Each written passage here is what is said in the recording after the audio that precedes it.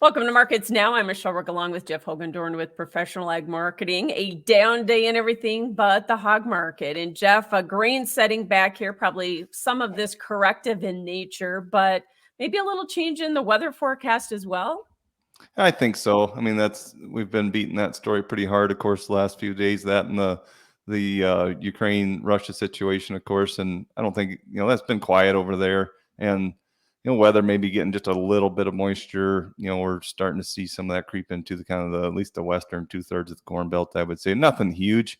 I don't think it's going to get a ton of attention unless it grows in either quantity, but or quality, but also we've pushed this market up quite a bit this week, as I'm sure everybody's noticed here. So it's probably due for a little bit of a setback or a correction here.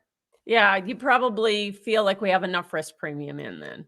That's my thoughts. Kind of been fighting this rally just a little bit with the balance sheet looking as sloppy as it is here in the U.S. So I've been struggling with the idea that Russia-Ukraine matters enough long term. Also, kind of struggling that no doubt the yield's going to come down. Just how much and how fast? I've been struggling with the idea that that's going to come down enough to keep us up above this 550 mark for sure. Yeah. And despite the setback in corn, we have the cattle futures under a little pressure again here today. And on top of that, cash trade was better last week. Boxes have been moving higher here now. So what gives? Why are we not able to rally on that news? Yeah, I'm kind of struggling with this one a bit. It's we're trading a $1.50 discount, on the August here to where I would say the Southern cash is that was last week. So I don't know if the market truly believes that we'll have a little bit lower cash this week or not. I would struggle with that. I mean, everything that we've seen so far looks fairly optimistic on the cash market. I know packer margins have narrowed considerably in the last week and a half to 10 days, of course, as boxes slipped and cash actually went up. But I'm just not sure that's the most important factor there. I mean, our supply situation is certainly on the short side. As we continue to kill this 5-6% less than a year ago type numbers, Michelle, and I'm pretty encouraged by the product. If that can kind of bottom out here at this $300 mark, to me that's a pretty big win. Yeah. But Jeff, is some of that artificial because packers have cut back their kills to try to prop up that cutout? Yeah, I would say for sure. That's what they're trying to do and doing that right. But I also think that's a picture of the bigger situation. I don't think they're going to come into a bunch of cattle here in the coming weeks. So yeah, we're cutting the kills back. I would call it reluctantly, and that's probably what's going to support the product values here in the short run. But I think that's all a good signal from a market that's, very short on supply. On that topic, a little bit longer term, it's kind of one of those, don't look now type of observations. But if you study just the cattle placement numbers on the on feed reports, and then grow them out on a spreadsheet, which is riddled with potential errors, of course, but directionally probably correct.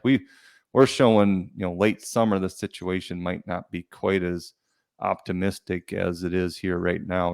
We're not seeing this 5-6% decrease in numbers as you get, tail into August and beyond that for a bit. So a little word of caution there. Longer term, I'm a little concerned that there might be just a tick of a bubble in here someplace. And you're basing that on some of the placements figures from the cattle and feed report? Yeah, just simply watching the numbers and the weights and then saying they all grow the same, which, that's the part that they don't, right? There's lots of different places to put cattle in the industry, of course, but that's just one of the exercises we run through there. You bet. But the correction that we've seen in cattle, I think this is the fourth down day. Obviously, we had another reversal 4 days ago. Is this just a technical correction, a healthy correction in an otherwise bigger bull market? Just like I think it's probably healthy.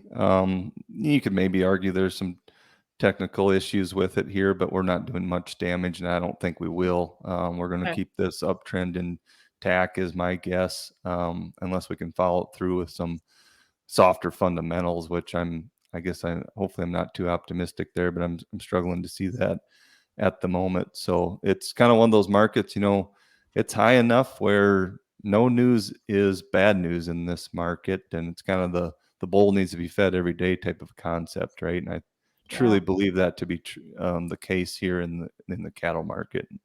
All right, if you believe that, then let's talk about what's pushing the hogs again. Um, Obviously, this belly market has been on fire. Has it been a function of product? Has it been a function of just the cash market and strong demand, or what? I think the belly would have a big piece of this, and that's very important to point out. I'm glad you mentioned that. And we've had a big run here on the bellies, and that's what's you know essentially being supportive to the entire composite cutout, which we've seen run up into this $1.15 to $1.17 area. But it needs to be recognized that that's especially in the past, was it 3-4 days here? That's been very much limited just to the belly side of the equation. So if you study the seasonals on that bugger at all, you'll notice it likes to go straight up and then straight back down, right? And I think that's fully our expectation to what's going to happen here. We're going to pull some pretty big money off that belly in the coming days, potentially weeks, but definitely not a month from now, based on any sort of history. Now, definitely an odd year, right? So it's kind of year Yeah. that anything can happen. But fully expect those product values to correct here significantly in the coming weeks. And yeah, I mean, so does the market, right? The August trading a discount and the deferred are trading a discount from that. But it's going to happen. It's just how much and when. Yeah. So let's talk about the August contract because chart wise, we're right up into resistance here, kind of in that triple top area, aren't we? Yeah, and so I would say the index it's going to print 105 for sure, probably a little bit better. So you're for sure taking a $4 discount to the August. I'm not sure if that's warranted or not. It's all just going to be a game as to how long the product values can kind of stay where they're at. But I don't expect August to push up to like a 105 or 6 or anything like that and get on par to where the CME index is today. It probably just piddles around in this low $100 area is my guess. And then, if we start breaking the bellies and the product, I would guess there's some downside to that August. So, I mean, I'm not really arguing about the discount it's carrying. I definitely don't think it needs to carry any more. I think we got to see some fundamentals come in here and discourage these futures in order to get any bit of a lower prices out there. Yeah. And as far as hedging, really in those back months, you kind of want to wait because there's probably a little room to run then.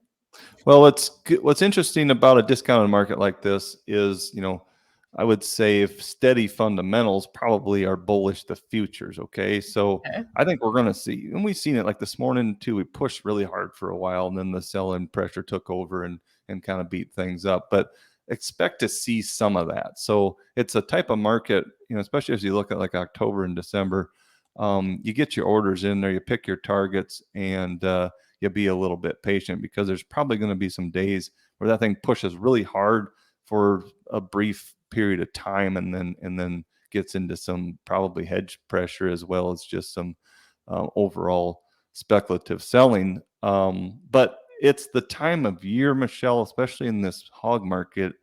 I know it's beat us up an awful lot here in this calendar year. Maybe some of that's been justified, maybe it hasn't, but it should at least lend a lot of caution. This hog market can do things that it is not supposed to do.